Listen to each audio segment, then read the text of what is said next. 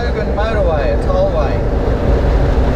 This might be the first trip along here for Geraldine and I. I'm lucky I bought a toll pass this morning.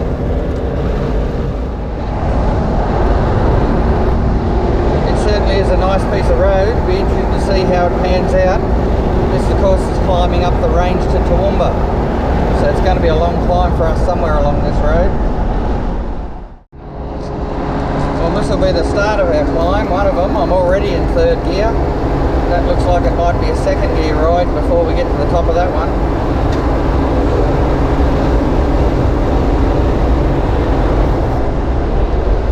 One of the hazards along the way, the wind has been strong.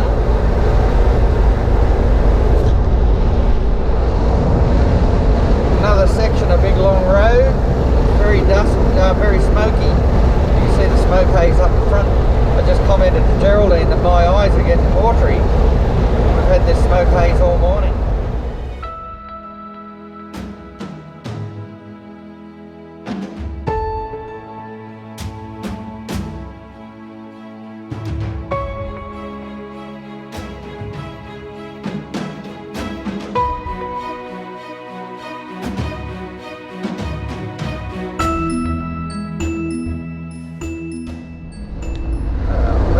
Now we're arriving on the outskirts of Cunnamulla. Well, this is Cunnamulla. The main drag as such in Cunnamulla.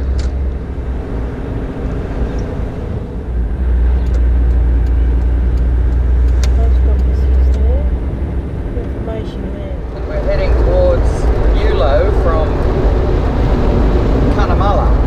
Very dry out this country, but you can see the cloud at the moment. There are storms forecast for the next 5 or 6 days. It's obviously the town water supply there.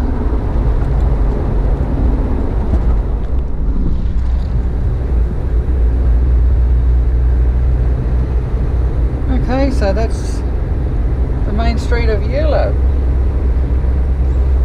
Police station. So this is the Paru River crossing just out of Eulo. Oh, there's a weir there on our left, so it's holding back a bit of a puddle, but the water's well down.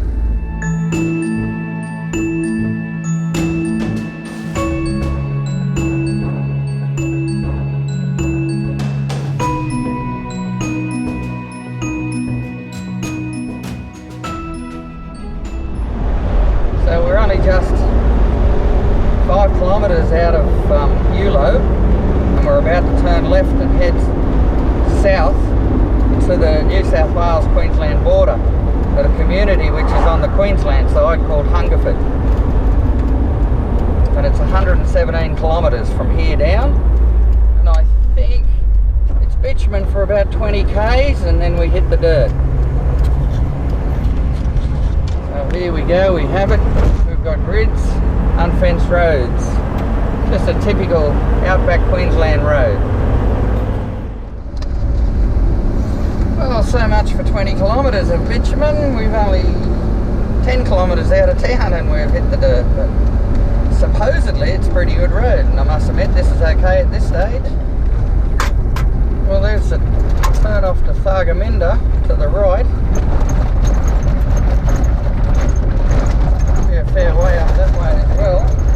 We're 3 k's, bit of corrugation. We're 3 kilometres north of Hungerford at the moment, just about to roll into town. So this is Hungerford. A couple of neat looking houses there on the left. I'd suspect they're probably Aboriginal housing, but I guess looks like the police complex on the right, all that yellow building.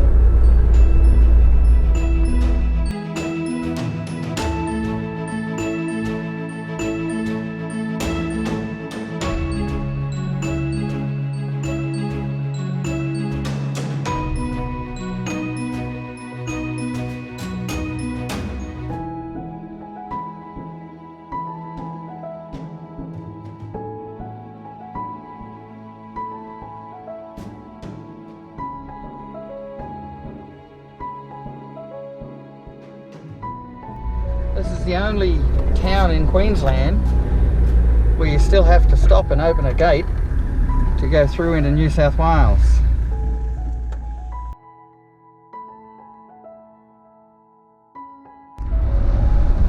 So here we are at the intersection. We're going to the right, Wenaring, 99 kilometres. Burke straight ahead, 212. A bit of water laying on the side of the road here. We're about 27 kilometres out of Hungerford. Of course, this is wild goat territory. There's a huge mob of them on the road up in front of you. In some parts of the country, they actually farm them. They've realised finally that they're worth money, and still there's lots of them. Here's one of the local residents, old Common Shingleback. He was going across the road. Go on, off you go. Quick, quick, quick, get out of there. Well, here we go. We're coming to a major intersection. We've got choices. I know we go to the right, Wenaring 10 kilometres.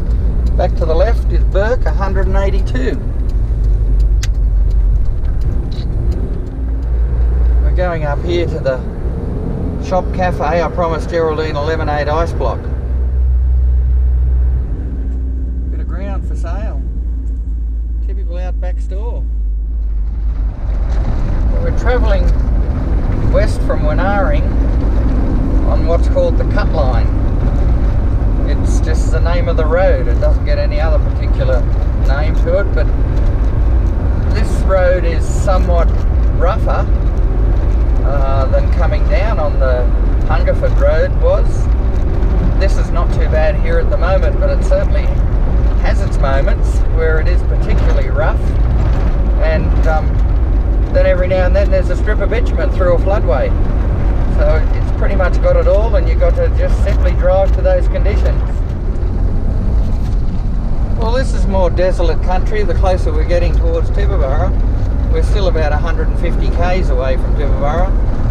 There was a big willy I can see over to the left of us there, but it's probably still going at ground level, but it goes up really high, dragging up the dust. There goes the willy off to the right there. I'm glad we missed that. Road's a bit rough and rocky here up on this ridge line. You can see it going way off there in the distance. Because out in this country in Central Australia, the sand ridges run from north to south.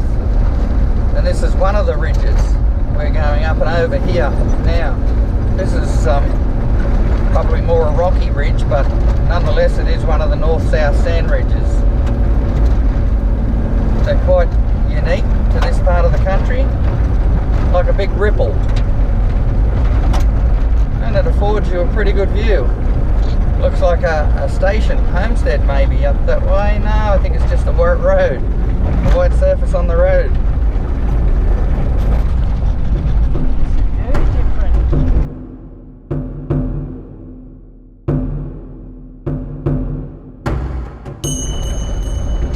Here we are now on Sunday morning. We've had our big cook breakfast and we're on the road again. This section of the road here is not too bad. It's a little bit sandy in patches, but it's harder underneath. Waijonta Station. So we're going from, oh there you go, Tibooburra 80. So I was a little bit out. So it'll probably be an hour and 15 minutes for us to get to town. Going to pull up here and read the sign. This is the start of the Sturt National Park, which is quite a vast area of national park up here. Takes up a lot of country in this corner.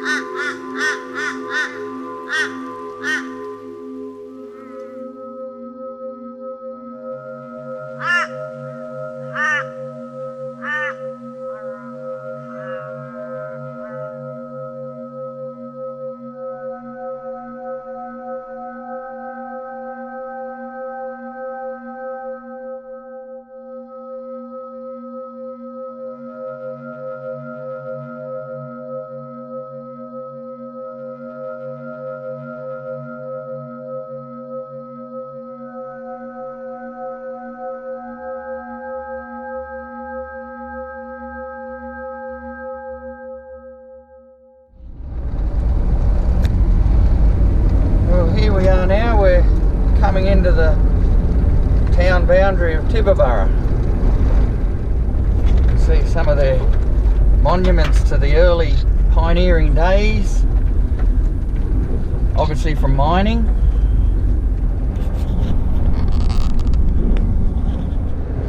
Well, this is actually the main street of Tibooburra. On the right there we had the fire station, the police station. Looks like a two-storey hotel up in front here. IOR fuel outlet, that's inland oil refineries.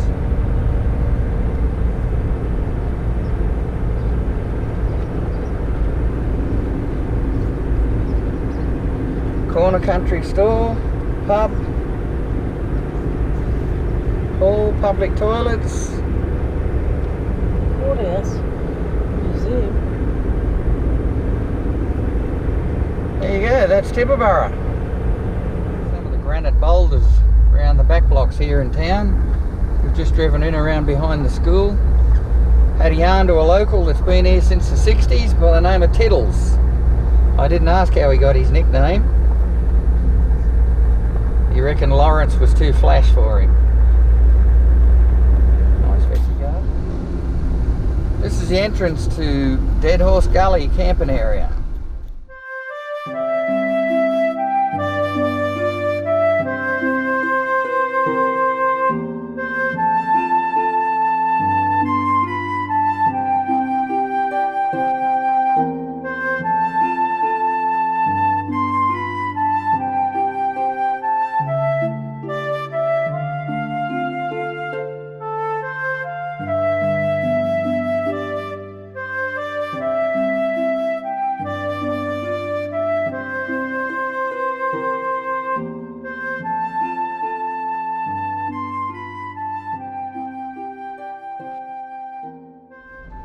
Well, we've only just left Tibooburra and we're on the road now to Broken Hill. All bitumen all the way except for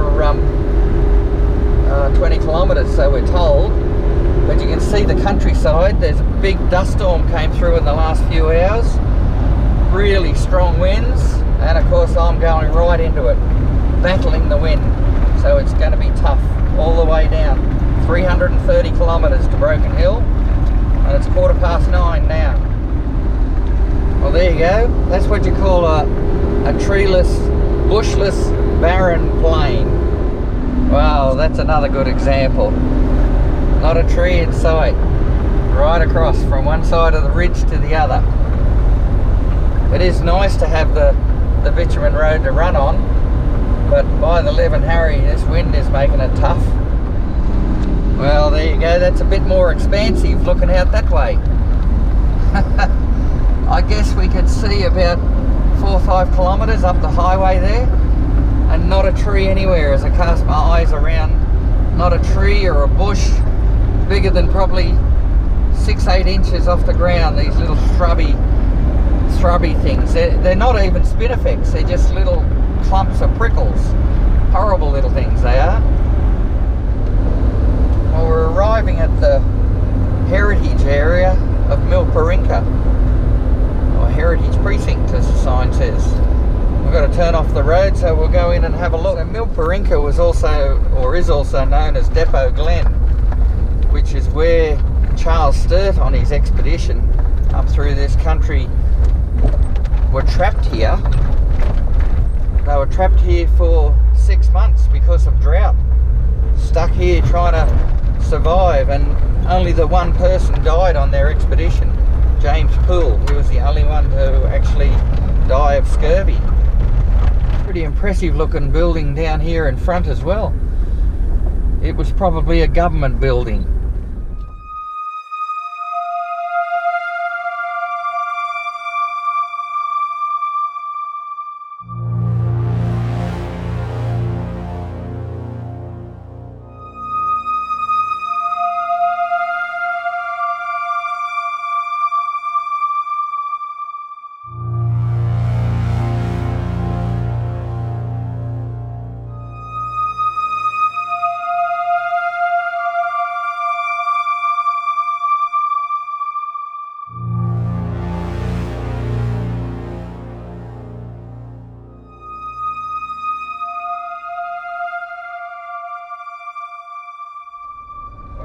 in the outback you still get roadworks.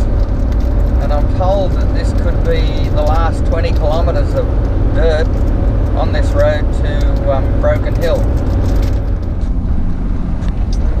Indeed, this is a detour. You see the road construction being done there on the left.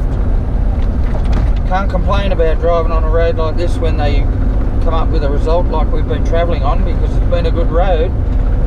They can't help the wind and the dust.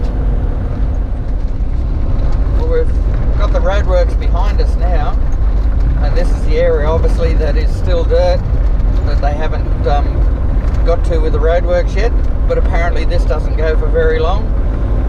Really, this is not much different to the road that we had coming in the other side of Tibooburra, coming in from Wanaring. Well, we've still got some more roadworks. Looks like there is another detour here.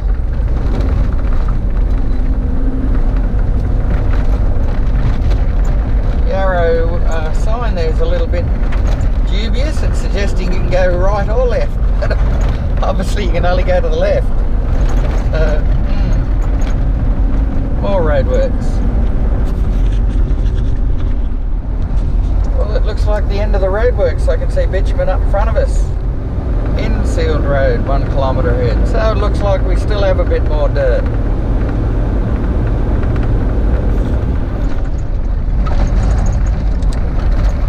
One of the numerous trucks that we've passed along here so far. He certainly was stirring up the dust.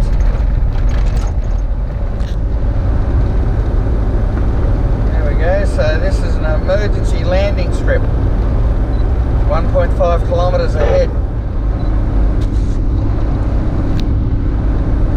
No stopping for the next 1.5 kilometres. Yep, this is a emergency airstrip. They're going to send the welder up. If that big turn, please, I'm not going to be able. So this is the emergency airstrip for the Royal Flying Doctor. Not a bad sort of an airstrip. Doubles as the road. Not too many places around the world where you drive down the middle of the airstrip. Of course, you do have to keep a lookout just in case there is the intention of the plane landing. And this marks the end of it, the end of the airstrip. It is pretty neat. I'd say it's uniquely Australian. Well, we're about 140 kilometres out of Broken Hill, still heading south, and this is one of the ridges, one of those north-south ridges that run up and down through this country. It's not a sand ridge, but you see the road has to cut around and they've got a cutting going through it. We've been looking at this for quite some time in the distance. That's the country on the other side of the ridge. More arid, desolate country with a little bit of patchy vegetation. Not really a lot of trees to speak of.